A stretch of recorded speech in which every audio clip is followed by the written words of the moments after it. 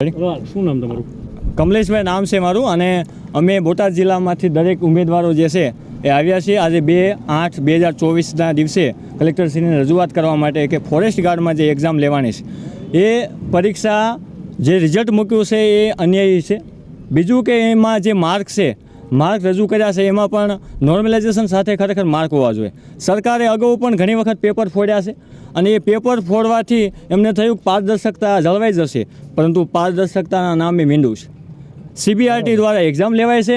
જે CBRT છે એ private company છે, જે સરકારનું જે બ્યુરોક્રેસી છે તેનું માનતા નથી અને એ રીતે આ લોકો આયોજન કરે છે. અને બીજું કે અન્યાયી જે નોર્મલાઇઝેશન છે એની સાથે માર્ક લિસ્ટ મૂક્યું નથી. એ અમારો મેઇન પ્રશ્ન છે. CBRT રદ કરવામાં આવે.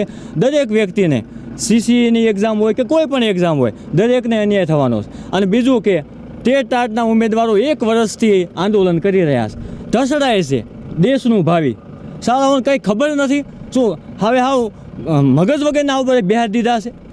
કંઈક તો સમજો. સંવેદનશીલ સરકાર. શું સંવેદનશીલ સરકાર? કશું જ નથી ભાઈ. સંવેદનશીલ સરકાર જો હોય તો કોઈ દી સ્ત્રી ઢસડાય? એ ટાટના ઉમેદવારો હવે અમે મેદાને ઉતર્યા છીએ, ફોરેસ્ટના વાળો.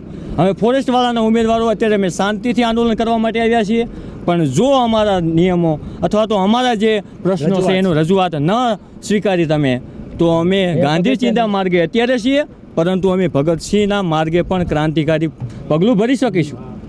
આટલે અમારું કહેવું છે. મારું નામ વિનોદ કોશિયાણીયા છે.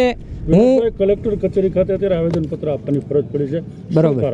એનું એ કારણ કે અમારે અમારા માર્ક જાહેર પહેલાં જોઈએ છે. પહેલાં બીજું નંબર એ કે આવડા અમને નોર્મલાઇઝેશન કર્યું છે, તો એ નોર્મલાઇઝેશન અમારે એ જોઈએ છે કે તમે કઈ રીતના નોર્મલાઇઝેશન કરીને આવડામના માર્ક જાહેર કર્યા છે.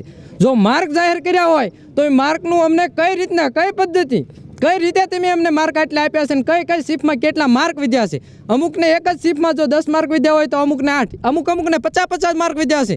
તો આ બધાને જે શિફ્ટમાં માર્ક વધવા જોઈએ તો એક સરખા વધવા જોઈએ અને બધાને એક સરખો ન્યાય જોઈએ.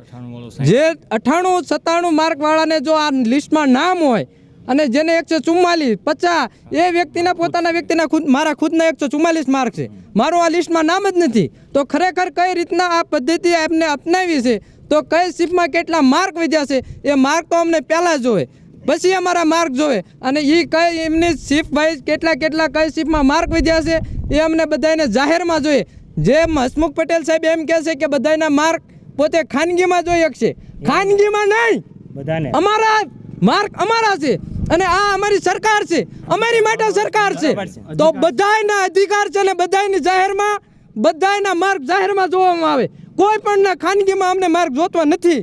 જે વ્યક્તિના માર્ક છે અમારા જેવા એટલા વ્યક્તિઓ છે કે લાખો વ્યક્તિના જીવન અમારા કુરબાન છે. કે અમારે 2 વર્ષથી 3 વર્ષથી અમે એટલી મહેનત કરીએ છીએ, આટલા માર્ક સુધી પહોંચ્યા. હવે 144 મારા બિના માર્ક અમારા નોર્મલાઇઝેશન વગર આટલા માર્ક 144 છે. હવે નોર્મલાઇઝેશન થઈને અમારું શું થયું? કેટલા માર્ક થયા?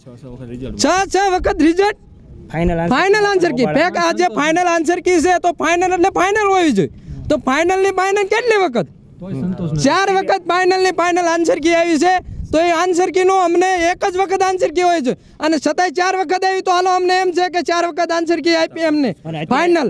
તો ફાઇનલમાં બધાનું ચોક્કસ રિઝલ્ટ હોવું જોઈએ. તો હજી 35 પ્રશ્ન નથી સુધર્યા. કેમ 35 પ્રશ્ન નથી સુધર્યા? ફાઇનલ રિઝલ્ટમાં તમે માર્ક નથી મૂક્યા. કઈ રીતના માર્ક ન મૂકો? અત્યારે જે લિસ્ટ જાહેર કર્યું એના માર્ક આપવામાં આટલી વાર કેમ? અને જે તમે જો નોર્મલાઇઝેશન થઈને એમને લિસ્ટ જાહેર કર્યું, બરોબર છે, કાંઈ વાંધો નહીં, એમને લિસ્ટ જાહેર કર્યું, પણ એમને માર્ક તો પહેલાં એમને માર્ક બધાને નોર્મલાઇઝેશન કરીને આપ્યા છે. નોર્મલાઇઝેશન કરીને માર્ક આપ્યા.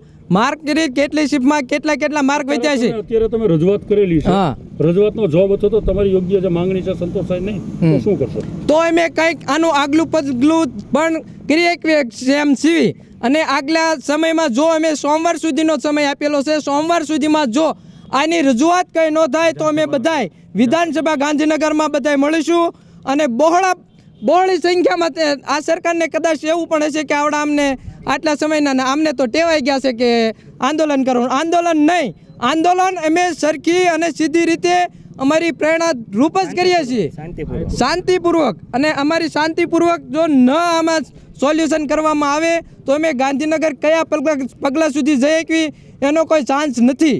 અને યુવરાજસિંહ જાડેજા સાથે અને મેં મુલાકાત કરી અને ગાંધીનગરમાં નહીતર મળશું, પણ પહેલાં અમારો જો અહીંથી પત્તું હોય તો અમને બધાને શાંતિપૂર્વક બધાને ન્યાય મળે. અને બીજા નંબરમાં કે જો મેં અરણ્ય ભવનમાં પણ જાણેલું છે કે જગ્યા છે, જો જગ્યા હોય 3 વર્ષ જો ભરતીના જતા રહેલા છે અને ફોરેસ્ટ ગાર્ડને ફોરેસ્ટર આગળ બધા જે ફોરેસ્ટરો છે એવડામને બઢતી મળી હોય તો ફોરેસ્ટ ગાર્ડની સંખ્યા વધે છે, એમાં જગ્યા વધી હોય, જગ્યા એમાં પડી જ છે તો જગ્યા એમાં પડી હોય તો એમાં સંખ્યામાં વધારો કરવામાં આવે. મૂળ માગણી શું છે તમારી? માગણી અમારી એ છે કે સીબીઆરટી રદ કરે, નોર્મલાઇઝેશન જાહેર કરે કે નોર્મલાઇઝેશન કઈ પદ્ધતિથી કેટલા માર્ક કઈ શિપમાં ઉમેરવામાં આવ્યા છે અને વ્યક્તિગત કઈ રીતના. અને દરેક વ્યક્તિના ખાનગીમાં અમારે માર્ક જોતવા નથી, અમારે બધા જ વ્યક્તિ જોઈએ કે. અને આ કોઈ નાની વસ્તુ એવી તો નથી ખાનગીમાં રાખવાની છે.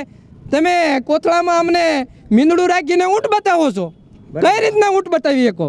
તમે કહો કે એમાં કાંઈ નથી તો એ રીતના અમારે અમારા જાહેરાત જોઈએ.